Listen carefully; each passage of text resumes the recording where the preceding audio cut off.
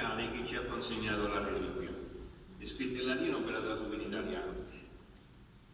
Io, sottoscritto Giuseppe Sciberras, postulatore generale dell'Ordine di Sant'Agostino, con la presente lettera faccio fede e attesto per la maggior gloria di Dio e per la venerazione dei santi di aver estratto questa particola del corpo di Santa Rita d'Agascia, che ho collocato in una piccola teca metallica di forma rotonda, chiusa con cordoncino rosso e munita del sigillo dell'ordine.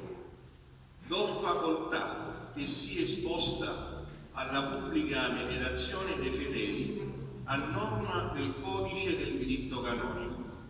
In fede ho redatto questo documento da me sottoscritto e munito del sigillo della postulazione che consegno a questa parrocchia.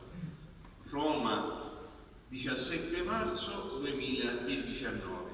Giuseppe Sciberras, postulatore generale.